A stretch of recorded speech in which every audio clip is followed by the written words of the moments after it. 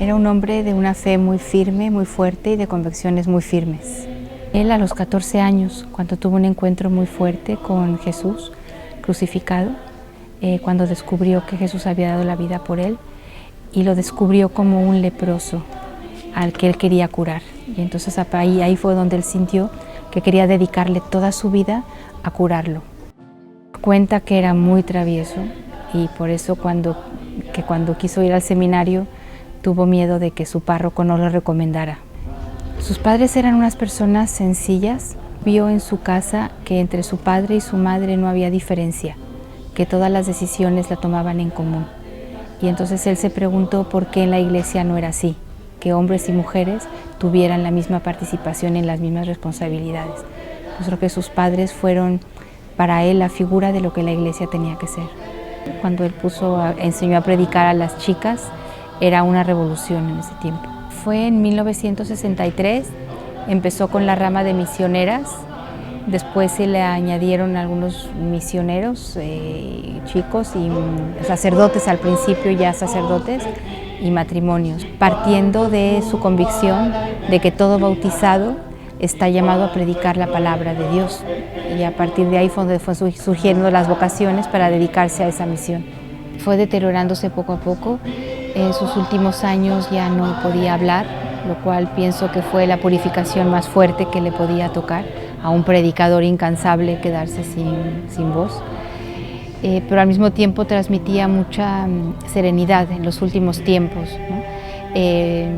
Y veías una persona que estaba en Dios, porque cuando íbamos a rezar con él, notabas que eso le llegaba, ¿no?, al corazón, y muchas veces al mirarlo parecía que quería transmitirte tantas cosas con la mirada, porque se veía que distinguía a las personas, o sea que sí reconocía y reaccionaba de manera distinta según las personas que se le acercaban. Entonces al final se convirtió como en un sacramento silencioso, como una Eucaristía, que es lo que él predicó durante toda su vida.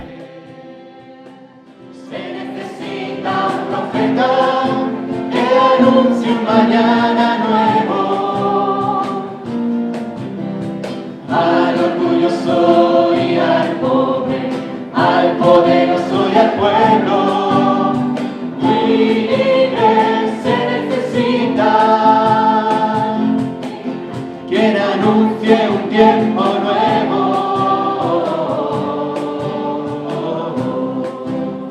Jaime Bonet era un hombre muy apasionado. Y su pasión era Cristo y su Evangelio, llevarlo a los demás.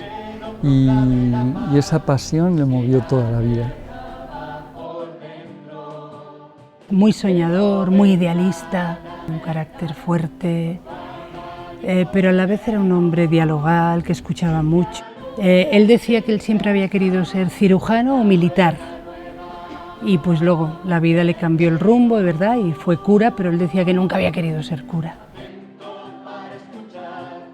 Desde que descubrió que Cristo había dado la vida por él y que estaba en la cruz por él, para él Dios era el valor absoluto de su vida. Él le cantaba mucho a Dios una canción muy vieja: lo tengo todo, te tengo a ti, te doy las gracias por hacerme feliz.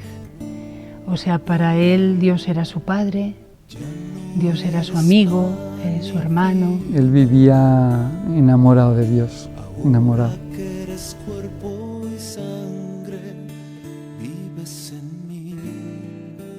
Soñaba con que toda la tierra, con todos los hombres, se supieran y se sintieran y se vivieran como hijos de Dios. Y por eso evangelizaba. Que el Evangelio llegara a la mayor cantidad de gente posible. Mientras más discípulos de Cristo, mejor. Su único sueño, en una palabra, se llamaría reino, ¿no? Que si lo pudiéramos explicar es pues un lugar, un mundo lleno de justicia, lleno de paz, donde todos le digamos a Dios Padre y todos nos sintamos hermanos. Ese fue su gran sueño.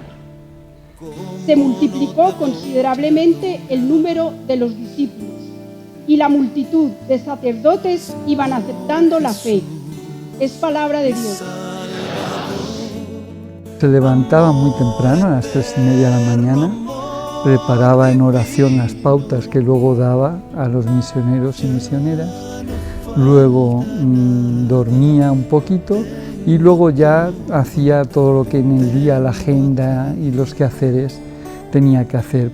Era un hombre de mucha oración, de mucha lectura de la palabra y de predicación. Predicación digamos, a mucho público y predicación personal, acompañamiento, escuchar, guiar. Era un pastor realmente, o sea, era nuestro, pues sí, nuestro fundador y nuestro guía. Su voz era cálida, es cálida, era muy cálida y enérgica también, un hombre con fuerza. A veces escuchando grabaciones me di cuenta de que hablaba recalcando y martillando cada palabra, y eso es lo que hacía que cuando lo escuchabas las palabras se te fueran clavando en la mente y en el corazón. Ser Verbum Dei es dar la palabra de Dios fruto del trato íntimo con la Trinidad y nuestra Madre, la Virgen María, y poder comunicarlo al mayor número de personas.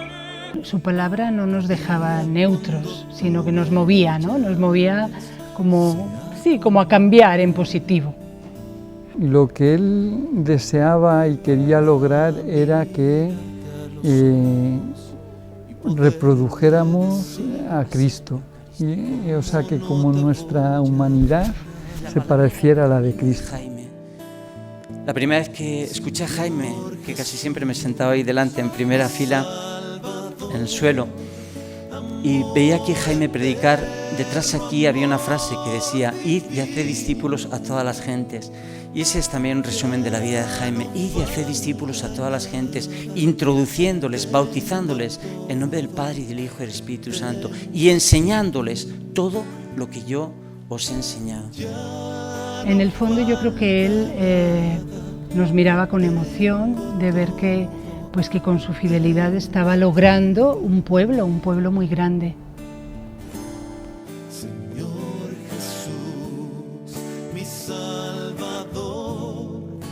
Nos ha dejado una herencia preciosa, espiritual y humana, porque material, pues también, ¿verdad? Hemos construido muchas cosas estando él vivo y gracias a Dios no nos falta nada.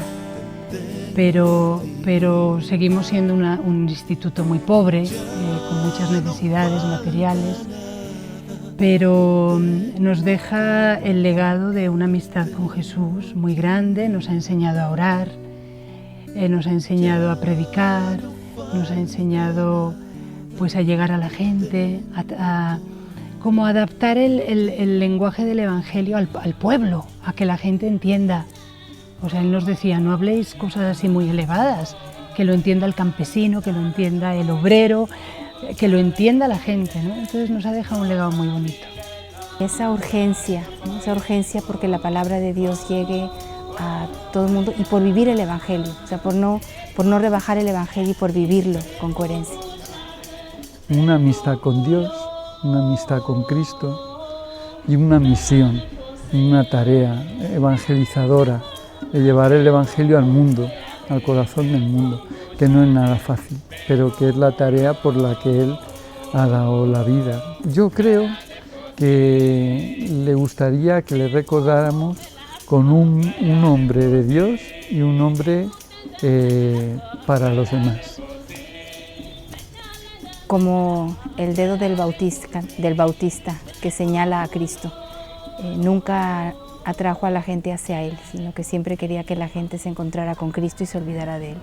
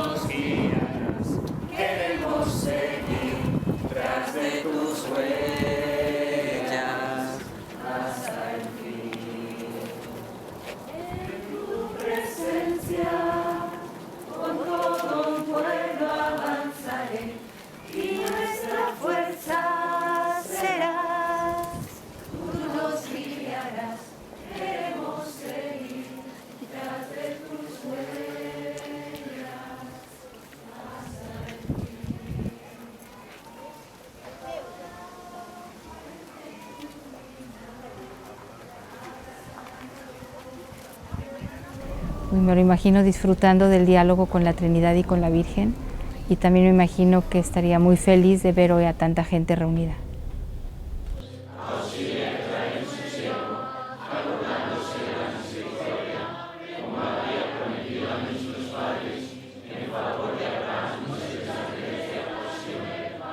Como que se sonría y diga, mira qué relativo es todo, la vida pasa. 91 años que han sido largos, pero al final ya se acabó la vida terrena y hay una esperanza muy grande. Estará con el gozo del cielo, ¿no? Es como todo aquello por lo que ha dado la vida se hace realidad, la resurrección, la vida eterna, todo por lo que ha predicado, ha anunciado, es como ha llegado a la meta, ha llegado a la meta.